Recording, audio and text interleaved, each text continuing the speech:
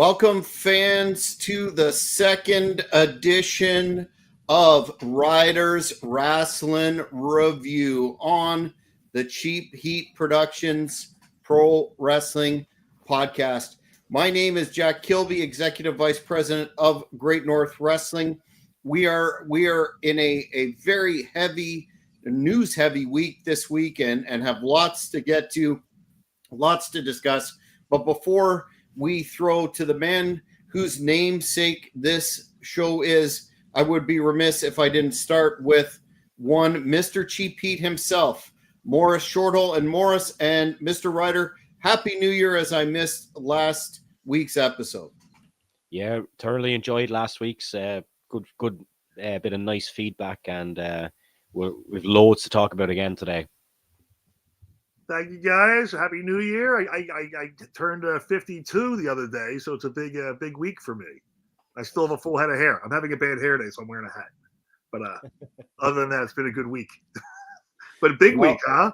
Well, yeah. There's a lot of news, and it's kind of interesting. Traditionally, in the pro wrestling business, there's a lull between the holiday season and gearing up for Royal Rumble and the start of the WrestleMania season. But I think I'll start off with the story that's perhaps everyone is talking about, and that's the announcement of a major partnership between WWE and TNA Wrestling, which is still a Canadian-based company. They've announced that they're going to be doing a number of endeavors together with talent appearing on NXT and vice versa, and some of the premium live main events. But I'll start with you, Mr. Ryder. What do you think that means for the state of the business as a whole?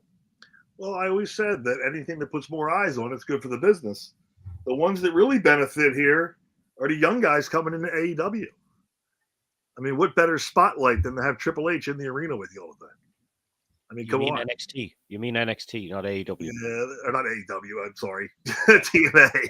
AEW. No one was AEW. But TNA. So, I mean, dude, it's going to be good. It's going to be good. It's amazing that they're going to do that merger. They're going to blow that place up. It's going to be very good for everybody. I'm excited for it. I'm excited for the young guys. Yeah.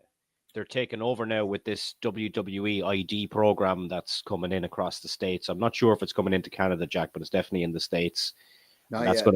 That's going to feed people into NXT, and you'll have TNA there as well to do crossovers. And I'd imagine that this WWE ID thing will come back probably to Europe, because they tried the NXT Europe and then COVID hit. That went to shit. So I'd imagine they'll be setting up something in Europe and probably Asia as well. So the big question, though, is I think twofold. One, if we look at relationships historically in wrestling of this nature, and again, this is almost unprecedented given it's two distinct entities, so to speak. But the first being, these really don't work out too well in the long run. And you look at the Pro Wrestling USA phenomenon in '85 with NWA and AWA, maybe apples to bananas. But then, what will the impact be on AEW, which seems to continue to flounder, so to speak? Bad news. Again, I don't know who's producing that show, but it is unwatchable. I mean, it's really bad. When they talk about the best wrestlers in the world. I mean, you got Edge, you got Jericho, but is anybody entertaining? They don't understand this is entertainment. Vince understood this is entertainment. Those guys, no one wants to watch the same 400 spots over and over and over. And Jim Ross even said it. Every match, all they want to do is 7 guys get on the outside of the ring. Some idiot dives over, they all fall down. And no one ever wins off this. They just throw back in the ring and do it again. Imagine how good Raw would be on Netflix with Vince writing the show. Oh, that's all I'm saying. Well, we'll talk about some Vince news in a bit. I think one of the key takeaways from this, at least for the independent scene, is that you're going to see less and less available talent, and maybe AEW would be so I don't want to say magnanimous, but they'd be more inclined. I remember when they started, they said that they were going to allow their contracted talent to work independence, and that certainly hasn't turned out. And I think consequently, the independent scene. I know it's completely different paradigm over in Europe, but it's had a very negative impact on independent the availability of talent and just basically the ability to provide a learning ground for those talents that aren't TV worthy, but or TV ready, but begin to go along that treadmill. I think all in all, it's going to be a good thing, definitely for TNA. What a story that promotion has. They were on death's door supposedly how many times, and now they've bounced back. Most recently, when folks thought that his departure would be the end of it, but look at it now. It's the promotion that won't die. What do you think in terms of the impact on TNA itself? Will that create some ratings? Will that create some more buzz on the product? Will it make it more of a viable company than it is now? Well, it's definitely going to make more eyes on it, because what's going to happen is Jey Uso is going to lose to Gunther, and then he's going to go on to win the TNA World Title. That's a prediction. I think it's a spoiler. Nick Nemeth, Dolph Ziggler. He's still the world champion there, isn't he? I believe so. Yeah. Yeah. I know, but him and Jay are friends. Yeah. I think that's what they do. Uso can't beat Gunther. I would have imagined you kill Gunther. So you got to do something for Uso. He's going to do the job, and then he's going to go over there. And then they will probably send more guys over there for one-offs, or maybe a little bit of a run, and it will boost the brand. Yeah, I would imagine, because then you're going to have these young kids coming in who are just getting their first break, and you get to work with someone like that. You know. And when I went there to TNA, and I was with WWE at the time wrestling, but I went down and I worked AJ Styles down there, and I worked the Naturals and a few other ones. And I got there, and they were like so thrilled to get in with me because they wanted to learn how to work WWE style. Because they didn't want to do all the crazy stuff, you know. AJ and I did all the crazy stuff. I'll say that. But you know, the Naturals, they were just thrilled to go in there and do a whole lot of nothing. and they learned, and they did great. They're good guys, man. But that's going to be a very big boost for those kids. I think AJ is a certainty to do a stint in TNA now, and I also think that Nick Nemeth, Dolph Ziggler, will appear in the Royal Rumble this year. I would agree with that. With the world title around his waist. Like what happened with the women's belt last year, I think it was, with Jordan Grace, wasn't it? With the women's title coming into the Rumble. Mm-hmm. Same kind of deal. You can see it when you think about it. This has been building for a while. And what I'll say is about, you talk, Jack, about when these things haven't worked out in the past, but you have to remember UFC is the top dog in the world. Like, there's no one even close to them. And just the whole company together, they're going to take over the whole world, really. Yeah, it's going to be insane. Well, since you mentioned that, I know we're going to discuss this a bit down the lineup, but screw it, let's do it now. What about those prices that you pointed out for WrestleMania and your hypothesis that it's due to the UFC merger? Yes, well, the UFC tickets have always been expensive, so I thought that this was going to happen. Now, events in general since COVID have gone expensive all across the world, but this is kind of taking the piss. You know, as I said, I went to Dallas for $150, and now I look, the general admission is what it's called. That means just to get in, starting at €1,000 from the back row all the way to the front. For me, that wouldn't be feasible, from flying and paying maybe €1,000 for flights, €1,000 to sit in the back of a stadium. No, I don't think so. Not for me, anyway. Maybe it's different over there in the States. I'll check. I'll have to check for it. I'll get back to you next week. I'll let you know what they're going for. I saw that. I was surprised by that number. No, I did. I logged in today from here. Right. There's a 2-day ticket. It's €1,000, or $1,000. So next week they're releasing day tickets. So you'd imagine that they'll be upwards of $500 a piece to make the weekend ticket more viable. Right. Yeah. Well, hey, they're not a non-profit organization.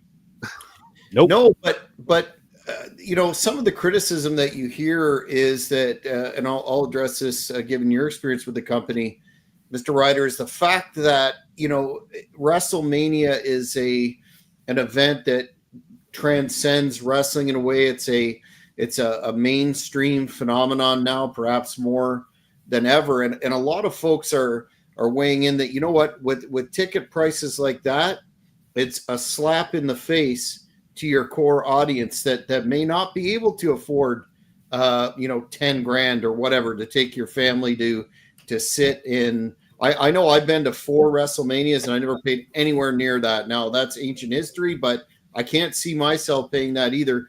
How would you respond to that is going to alienate their quote unquote core audience, whatever that is? I would think the corporation, A, doesn't care about the core audience. They only care about profits, which like every corporation should and does. And why the reason was tons of reasons. The venues are more expensive to rent. The TV's more expensive to do. Everybody's salaries. What's the minimum salary in WWE now? 300 grand? What's NXT? I think the minimum NXT is 150, right? Their labor rate is through the roof. So they take that into account. Everybody's getting a paycheck. So they have to do it. And the company's got to make money because now they have shareholders. And they're responsible to them. They're not responsible to the average fan. They're responsible to the shareholder. And if that stock drops, that's a problem. The stock goes up, they're heroes. So whether Joe can take his 5 kids to WrestleMania for $200, that's not their issue. Their issue is the stock. Yeah, but that's a what from when I went to Dallas, 3 maybe 4 years ago. That's a 1,000% increase on tickets nearly. That's fucking crazy. Yeah, it's up there, but the cost of going that high where they have to. Because they're beholden to the stockholder now.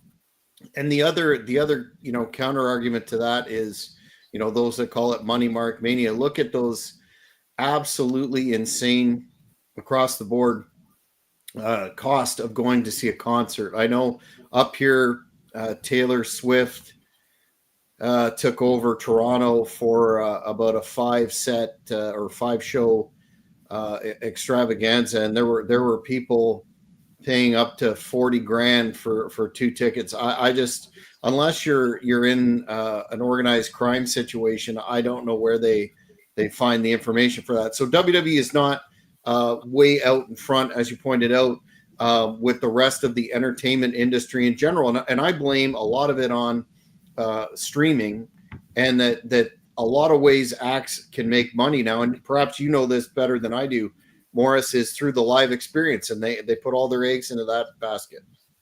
Yeah, it happened in the music industry a long time ago, when albums went, and it's very easy to download songs off the internet now. So the only way bands can make money now is touring.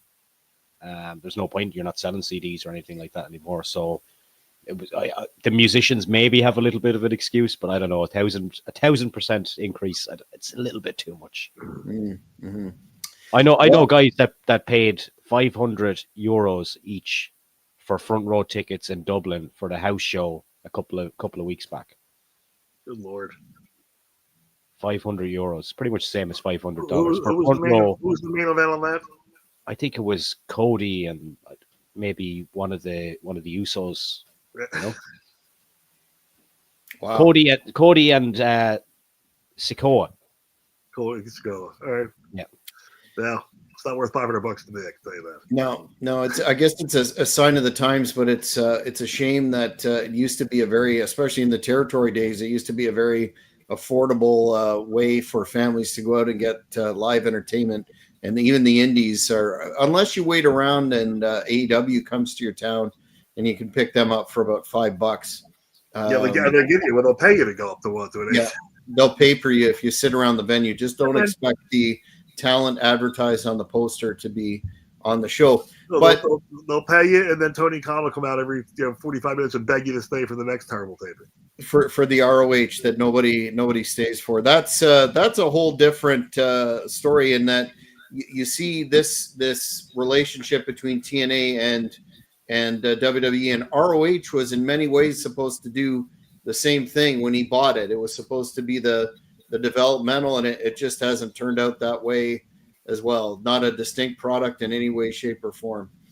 But the other big news of this week, and I want to get your thoughts on this, given the fact that we've talked on this program a lot about talents going on social media and breaking, not only breaking kayfabe, but airing some of their alleged laundry. And that would be the Corey Graves situation.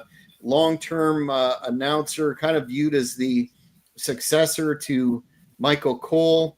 He on this past Monday tweeted about losing his dream job as a wrestler, rebuilding it to an announcer, and then facing difficulties being removed from his announcing roles on Raw and SmackDown. He went and I guess deleted those tweets, and some are speculating, well, this is part of a story, but then others are saying no, he was legitimately upset with the demotion being moved down to NXT. I don't really feel one way about Graves one way or another, but do you think it's legit, or is this I know wrestling fans like to think everything's a work and a story, but what are your thoughts on this, gentlemen?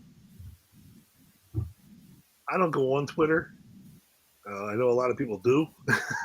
I don't understand why. Once you put, as Simon Diamond would say, once you put it out there, it's out there. So don't put it out there, right? I would think that it was a calculated risk done by WWE to get him over, and maybe he comes back as a heel. Michael Cole and him are good friends, and Michael Cole's in charge of the announcers, right?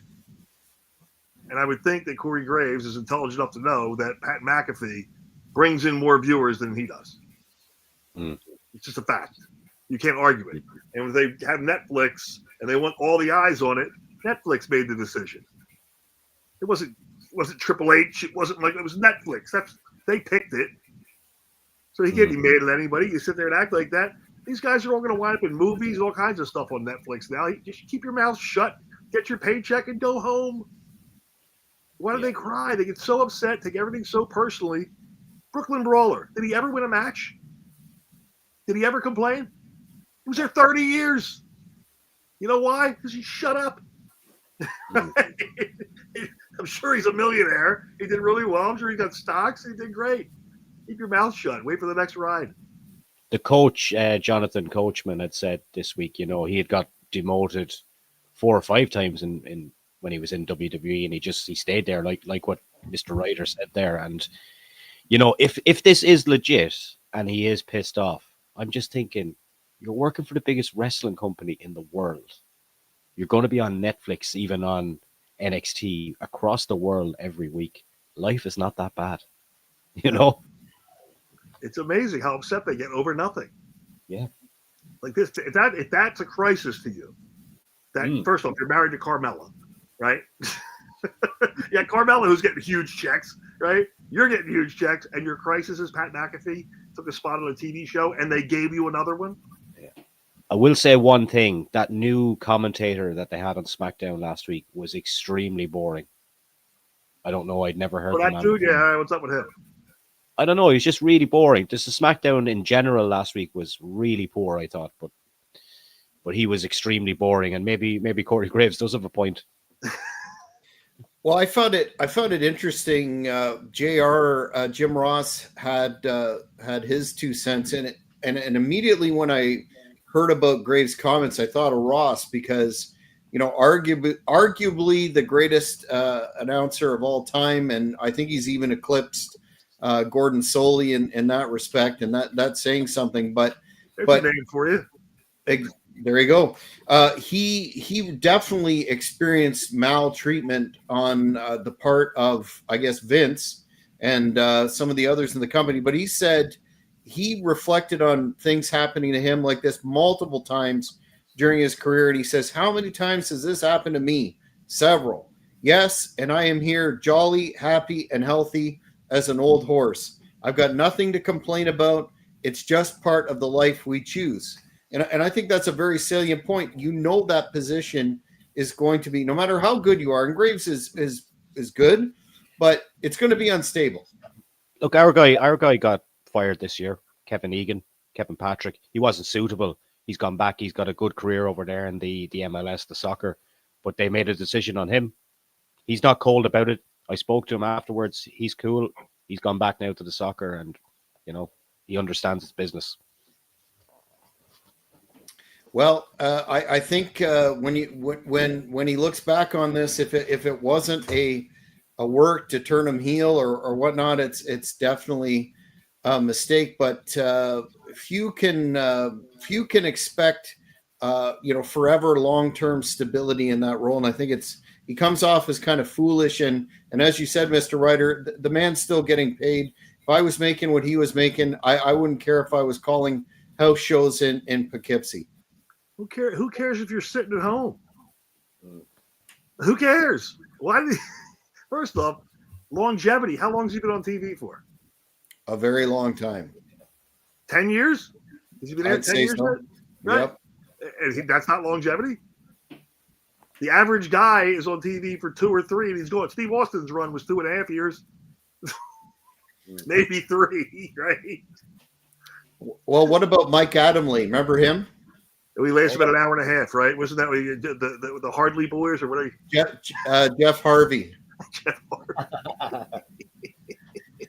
Came from a completely different broadcast background and was involved in here. Let's do play-by-play. The Harveys are also in TNA, so they could show up at the Royal Rumble. The Harveys. Absolutely, that speculation is out there as well. But what about the debut of Penta on Raw this week? Want to talk about his performance there, and Chad Gable. Hats off to him as well. But I'm not really a big fan of. I don't really get the whole luchador thing, and I'm just going to add that the official lineup is out for May the 3rd in Philadelphia, Pennsylvania, where Hannibal, the Death Dealer, is going to absolutely destroy Super Crazy and send him packing too. Speaking of luchadors, but I'm just going to pause that for a second. My bias is right out there, but they were saying that there was, I don't know whether this is a story that was invented, but that there was heat because the segment went too long, and then I guess his promo went too long. So just throw it out to you guys. What do you think of the actual match and that story about heat, and the fact that AEW never, at least I can't remember them having him on the mic or really in much of a featured role at all? I don't think the gimmick can go very far. And I think, I don't know how big AEW's ring is. You guys know by any chance? It's from what I remember, it's a few feet smaller. Okay, so that WWE ring, most guys are used to a 3-step ring. That's a big ring, and when you get in there, it's a different world. And I think that tripped him up a little bit. But to his credit, he got through it, but not because of his skill. How good is Chad Gable? Dude, he is remarkable. Yeah. And he does it with grace. Dude, everything is flawless with that kid. And he's a little guy. Yeah. But I will give you another spoiler. There's your next Mr. Money in the Bank, Chad Gable. Yeah. My only problem. If he doesn't get it, it's a travesty. My only problem with him is that when I look at him and I look at his character, and I just think they're trying to make this guy Kurt Angle. You know, that's just what I have in my mind whenever I see him. And with the promo, Jack, you see, what's happening here is at the moment, because Raw is still on USA in the States, isn't it? No, it's Raw's over on Netflix. Just Netflix. Okay, it's SmackDown that's airing. SmackDown's on okay, because there's been some parts of SmackDown recently where the match will slow down because it's at a commercial break. So I was thinking maybe that promo wasn't airing in the States. So the whole thing did air on Netflix. It did go on too long. I do think he'll be entertaining. They want someone kind of like a Rey Mysterio, and he probably should have been his first match, really. You're never going to replace Rey Mysterio. The Luchadors have never gotten over. They've never gotten over here. It's never. The only time it worked was with Rey Mysterio Jr. They're a showpiece, though. There's something different, I guess, rather than. They are, but the problem is now everybody's doing it. Like they were a showpiece because they were doing 3,000 spots. But but these guys, like a lot of these guys in AEW, have no substance. I feel there's a character there, even just with the mask and the things like that. There's something to build on, I think, rather than just flipping and flopping. I think the mask is going to get him over. It's going to sell a lot of merchandise as well. Well, that's what it's all about in the end, right? Mm-hmm. I think you're absolutely right, Mr. Ryder. In WCW, they were, setting the bar for a different type of work that hadn't been really exposed to any huge degree, that flippy, floppy, high-speed, spot fest stuff. And Rey Mysterio, of course, being, a pioneer in that regard. And now it's you go to an indie show and everyone does the 450 centon, whatever. And it's not the unique item that it was, but I will disagree with you. The Mexicools now, speaking of super crazy, that was an over gimmick. There we go. I'm being facetious there, but yeah, we'll have to see how that goes. Chad Gable, the argument against him, or the critics or the experts say that Vince, with that Shorty G garbage and his disposition against shorter guys, pretty much hurt him beyond repair. I don't necessarily think so, especially when he's put in such a position, a high profile position, to get this guy over. Well, he's definitely over. I don't think they're trying to make him Kurt Angle. I just think the comparison's there because they look similar and they're both Olympians and they wrestle similar styles. You can't fault the guy for that. I think he's great. I think he's going to do big things. I really think he's Mr. Money in the Bank, and I think he cashes in for the world title someday. And I think he's earned it. Doesn't get in trouble. He's not a drunk. He doesn't get in bar fights. He's a good role model. And he's entertaining. We're going to have to keep a running tally of Mr. Ryder's predictions, and then at the end of the year, roll them up and see what his hitting rate was. But if moving I'm wrong, on, I'll deny it. Or if they're all right, take credit for it. There you go. Moving on to one of the few AEW stories that caught my interest this week.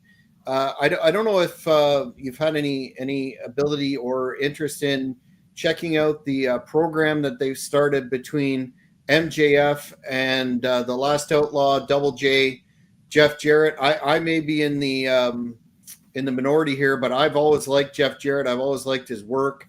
I mean, his politics running certain organizations notwithstanding, but I'm personally interested in this. What the critics, again, are saying is that, here AEW is focusing on an older wrestler. MJF is being misused.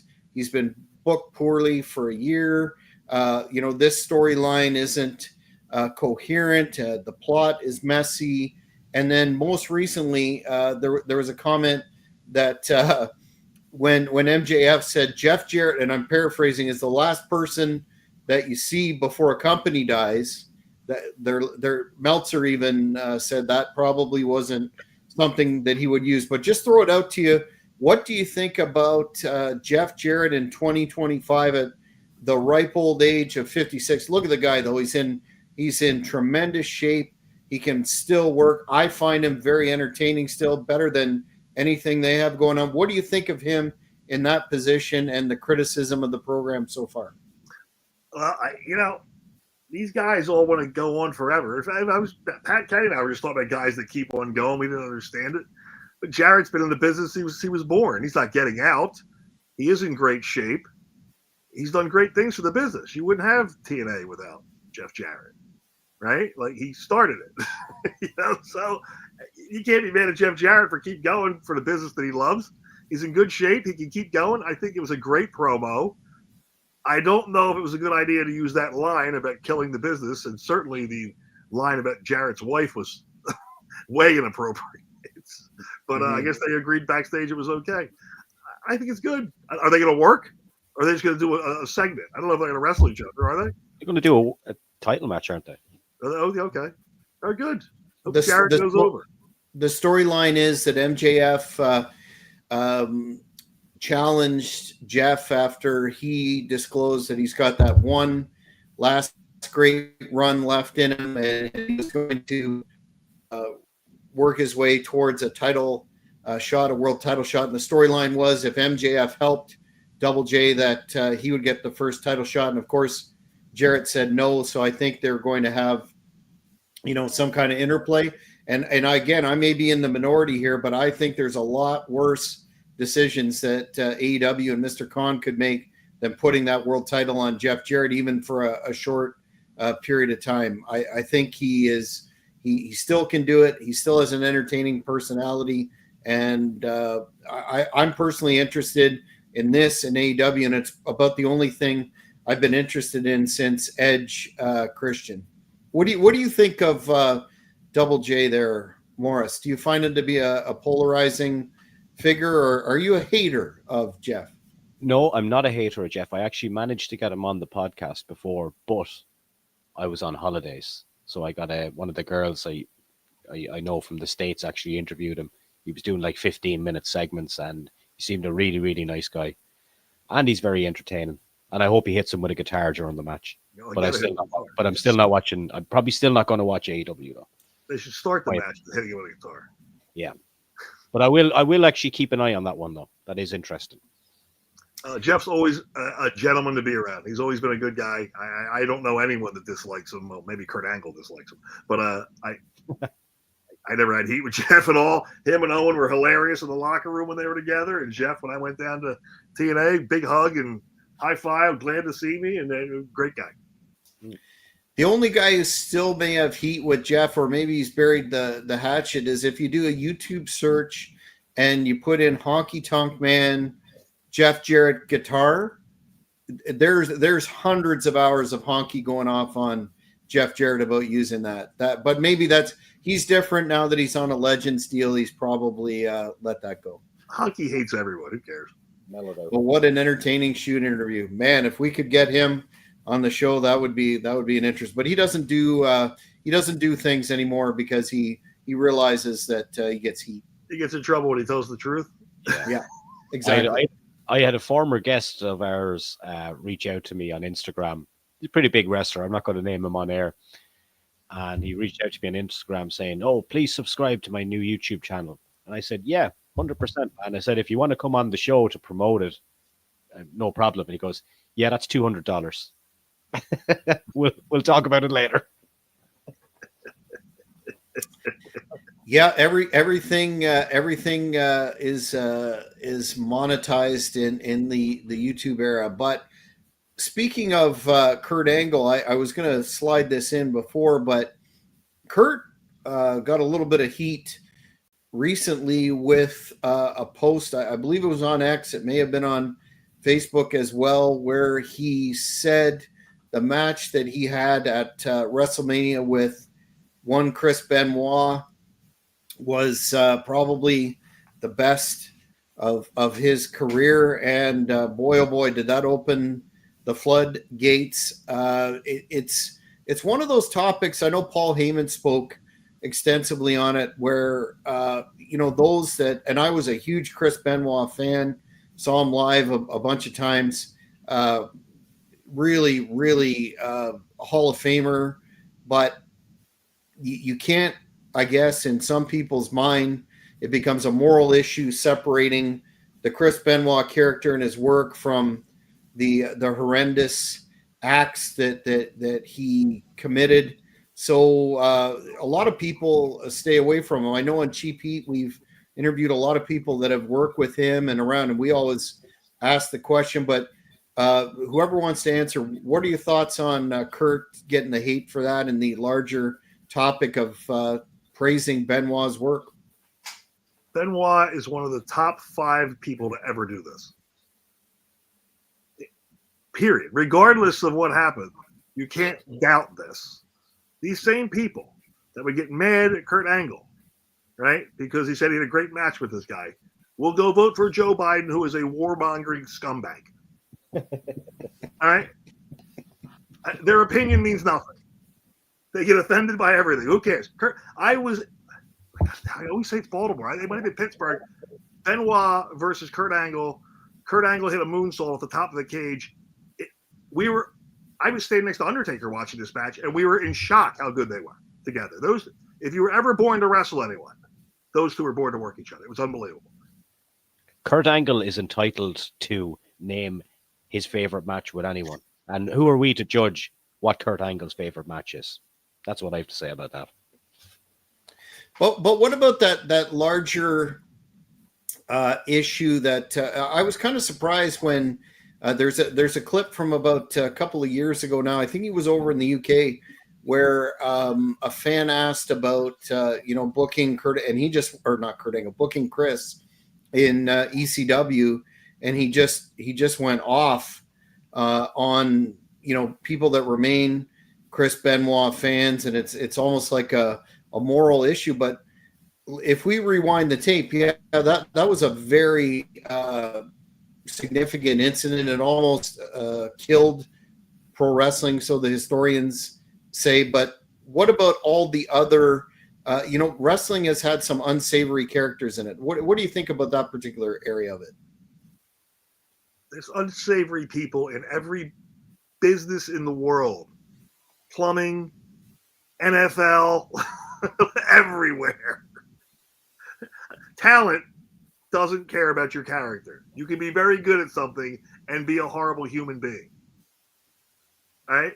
I'm sure at some point Charles Manson had a talent that no one ever talks about. Maybe he was a tremendous tap dancer. If you call him a great tap dancer, that doesn't make you a bad person or say you're a fan of Charles Manson. The man is a good tap dancer. The man murdered a few people. Been crazy. They can tap dance like a son of a bitch. Who knows? It's ridiculous. Yeah, Morris? I think we're nearly at the point now where this is kind of like old news, and I think people just dig it up just to have the argument, and the argument will come up again. Should he be in the Hall of Fame because we're approaching WrestleMania season? From a PR publicity point of view, it's never going to happen, particularly now with this Netflix and everything else that's gone on with Endeavor. It's just something that people kind of need to let go. But I don't think there's any harm in sitting down and watching these matches and appreciate them if you're a fan. So you should not go. Fair enough. Fair enough. And people like controversy for controversy's sake. Vince McMahon made the news again this week in several areas. One area being that there's information from, according to Dave Meltzer, that the criminal case in New York is close to being wrapped up, and he won't face any sort of charges as a result of that. And then the other interesting piece that's been floating around for a while is that he's going to start a quote unquote entertainment company, not a pro wrestling company. And there's several folks that work with him in the past that'll be part of that. What are your thoughts on? And the civil suit continues, though. That was very clear with Janelle Grant. But the criminal matter, he won't be facing prison. I know some folks are working on various documentaries and really going for dredging up the entire past with McMahon. But what are your thoughts on that and Vince starting an entertainment company of what nature we don't know? Well, I would assume he's going to start a movie company. You know, he loves movies. He's always been an entertainer. So he'll do a small little studio. Probably, I mean, his son-in-law is running WWE. He'll sell some stuff to Netflix, I would think, at some point. And he's just doing it for fun. It's not that he needs the money. You know, I've always stuck up for Vince on this. He did nothing wrong. Right? You can judge the morals, but, you know, my understanding, him and Linda had an agreement. He had a girlfriend, and the girlfriend made him a bunch of lies about him. And I think they settled the civil, actually. Jack, I think he gave her $1.8 million, and they called it a day. That was for that was something that he paid for using company funds to pay her off. But I think that civil case is still pending. The Janelle Grant case is still ongoing, yeah. And look, even if he is found guilty, he's 3 more days, and his buddy will be able to pardon him up in America, so he'll be fine. Yeah, right. His best friend's going to pardon. Yeah.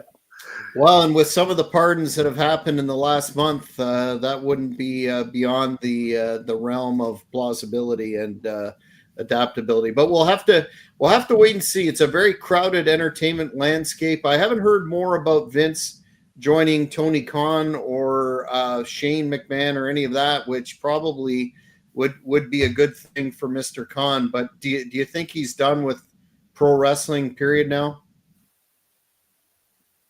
I don't know the answer to that one. You're never done. Isn't that what people say in the business? You're never done. Well, that's true. Well, as Roddy Piper said, we all have a sickness, and we can't let it go. Well, hopefully then, if somebody, there was information that he wouldn't accept it, but if anybody belongs in, and as you say, notwithstanding his quote unquote morals or whatever, he was a horny old guy right until the end, but he belongs in the Hall of Fame. If it wasn't for Vince McMahon, we wouldn't be having this discussion right now, in all likelihood. No, him, Hulk Hogan, you wouldn't have it. They booed Hulk Hogan. They booed Vince. You wouldn't have this.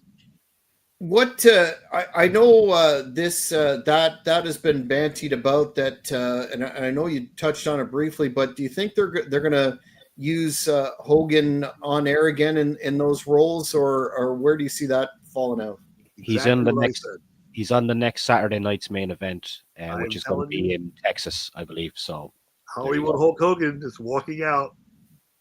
Yeah, now, I did hear this, and I don't speak to the validity of it, but Kevin Nash did mention Hogan's really in a lot of pain. Apparently, his back needs another back surgery, and I don't know what he could do. But if he walks out as Hollywood Hogan, you will hear the loudest boos you ever heard in your life. But he's not likely to get booed the next night in Texas, really, is he? Any reaction is a good reaction. Yeah. When you walk out and there's nothing, that's a problem. Yeah. Good point. A lot of people say, well, how can Hogan be that banged up when all he did was he never did the high risk moves that people see today. But I know you used a leg drop. Can you talk about what that does to your spinal column? Okay, so here's the difference between doing it now and doing it when Hogan did it. Andre designed the ring that Hogan and them were in, and it didn't flex. It was as hard as the floor you're standing on. It didn't flex. When I first got there, I wrestled Dan Severn in the original ring. It had zero give.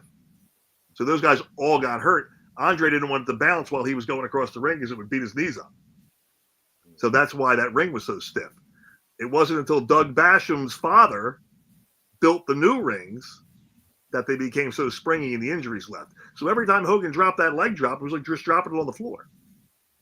So, maybe the first 20 times it doesn't do anything, 100 times, but he's dropped hundreds and hundreds and hundreds, thousands of leg drops, and he's 350 pounds. Eventually, it's going to wear you out. Not to mention the fact that the guy's squatting and deadlifting and all these other things to mess your body up.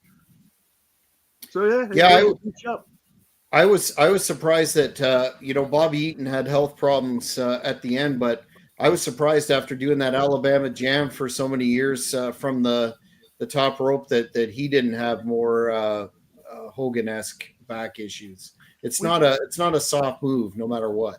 We all wind up with injuries. I mean, Daniel Bryan did his neck in because of doing the headbutt all the time. I mean, you never know when you're getting hurt. I went out of my way to protect my neck, and I came out pretty scot-free. I mean, my one knee's a little banged up. Other than that, I came out pretty clean because I didn't dive on my head. But I would take big high bumps. But if you watch my matches, I was always in position to get on the soft spot of the ring.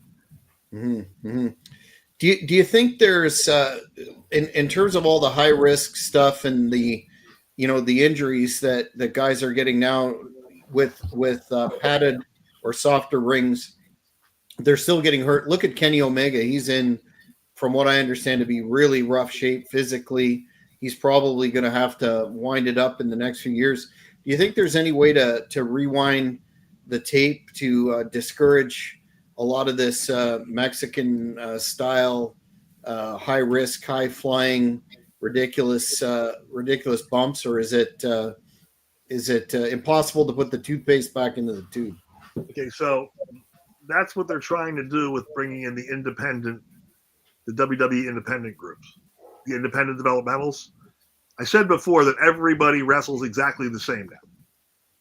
So now they're trying to go back to when you had Killer Kowalski training people, and then Jim Kettner, and then Booker T, and different styles, and then you might have your luchadors, But if everybody's a luchador, they don't last very long. Rey Mysterio is the only one with any longevity. Psychosis is done. Conan's done. They're all done. Super Crazy will be done. Percocets and vodka, man. That's how they keep going, I think. Sad. Too much. They're all going to be banged up. Darby Allin will be dead. He will die at a show. No doubt in my mind. Yeah. Zero doubt in my mind. Yeah. And the other guys are a mess. And they're all 5'7". Their body can't take that beating. The bigger you are, the more it absorbs. They're little tiny twerps.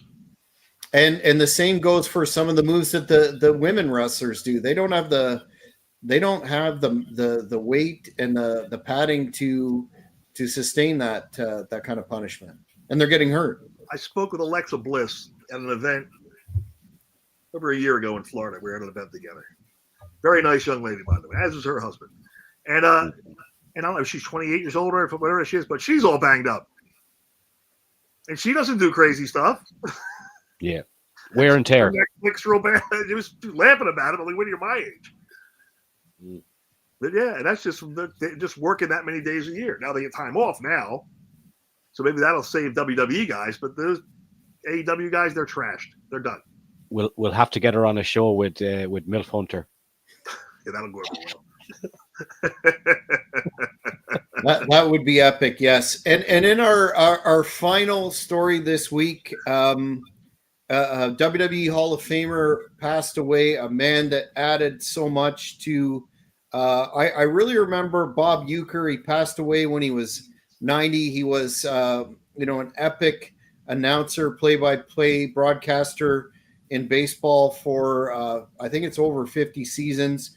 He had a run akin to Harry Carey in the Cubs, but he was really involved in WrestleMania 3 with as a celebrity guest ring announcer. I think he did the main event, between Hogan and Andre, and then he had a famous backstage promo where Andre choked him out. There you go, and he was inducted into the celebrity wing of the Hall of Fame in 2010.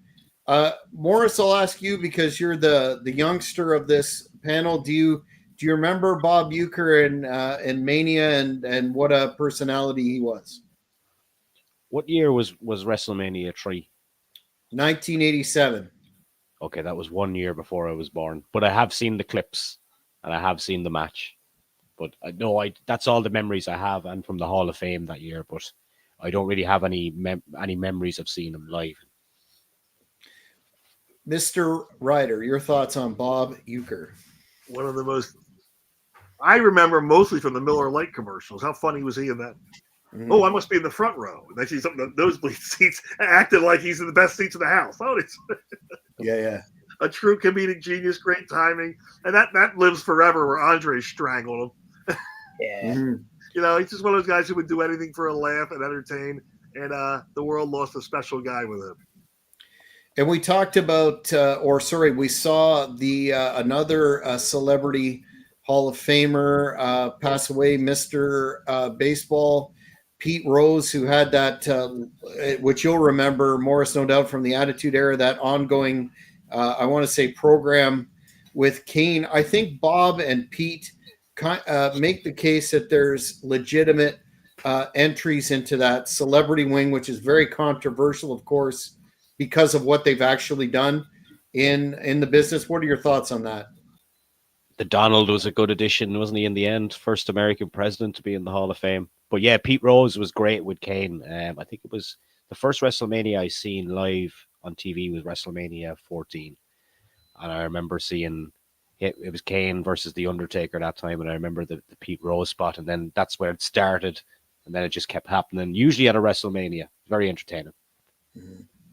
I had the pleasure of talking to Pete Rose at WrestleMania 15 in Philadelphia for quite a while, and I'm from Philly, so what a great guy. He's a legend there. They should put him in the Baseball Hall of Fame. They should have done it years ago. I was going to ask you that. People have done far worse things than betting for their own team on baseball. Yeah. Has he got some kind of heat for that in the baseball world? What? Oh, yeah. Yeah, he got banned while he was playing, was it? While he was coaching, right? I think while he was coaching. He's betting on his own team, and they banned him for life. Is that not the sign of a guy who believes in his players? That's what I think. He never betted against them, my understanding. But what are you going to do? He made some enemies along the way, but they lost a couple good ones there. Hopefully, with respect to Pete, that his passing will, educate some of the younger fans as to his legacy. He's still the all-time hit leader, is he not? I don't know if he is or not, to be honest with you. He was definitely for a long time. He's got a heck of a legacy, and I agree with you. I think it's a real crime that he's not in the Hall of Fame. But yes, rest in peace, Bob Uecker. Definitely added to the presentation of WrestleMania.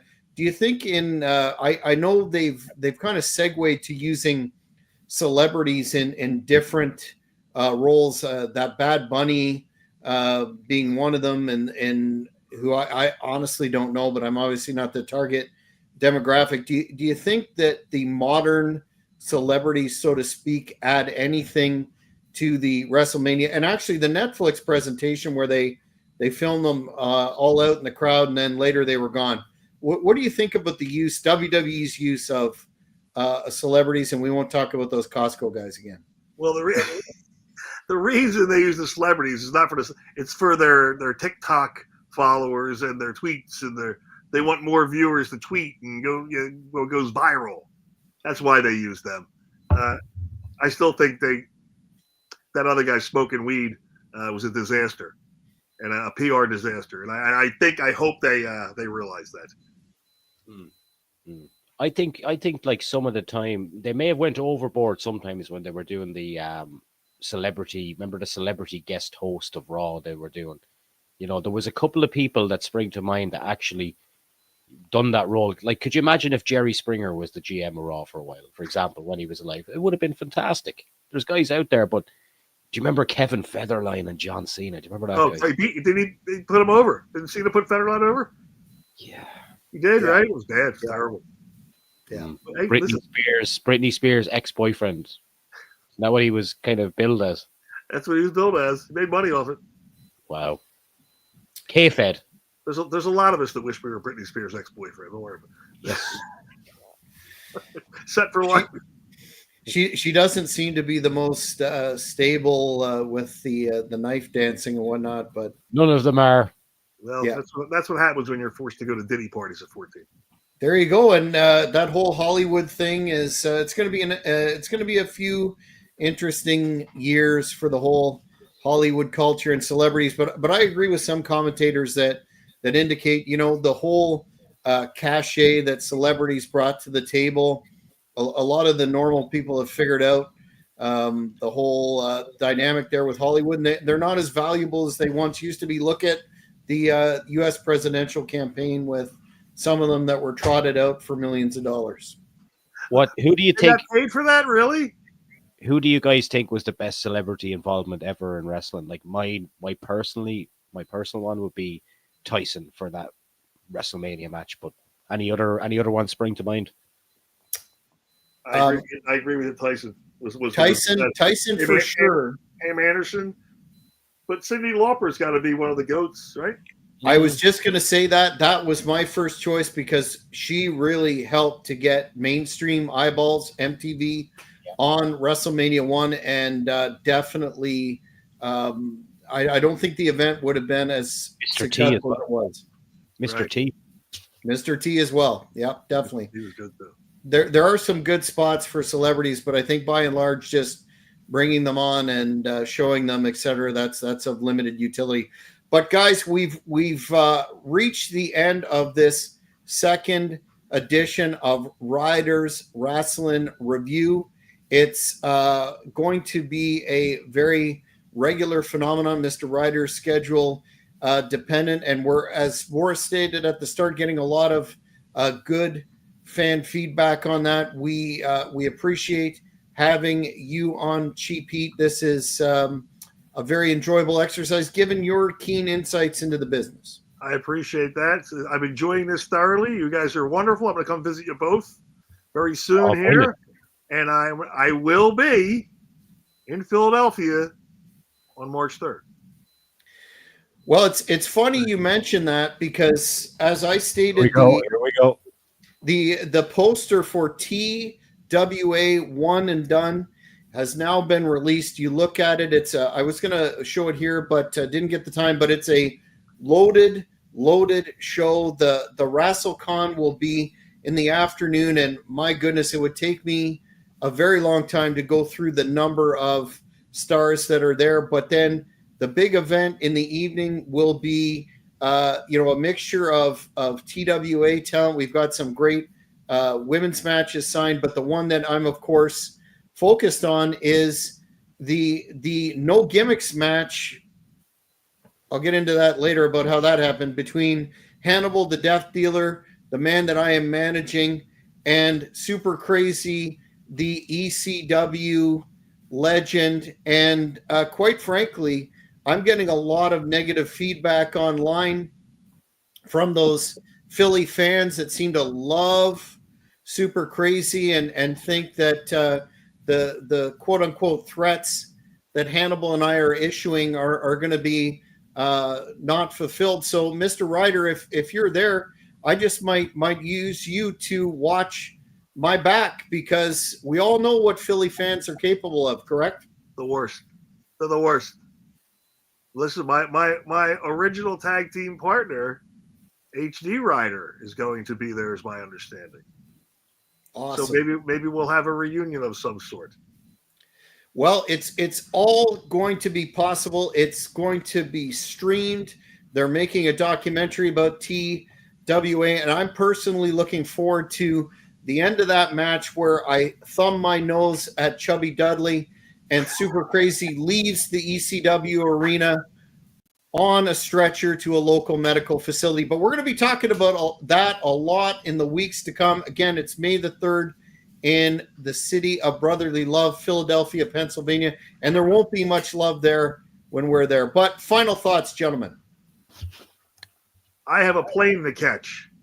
I'm going to fly up there. I'm flying up to Philly tonight.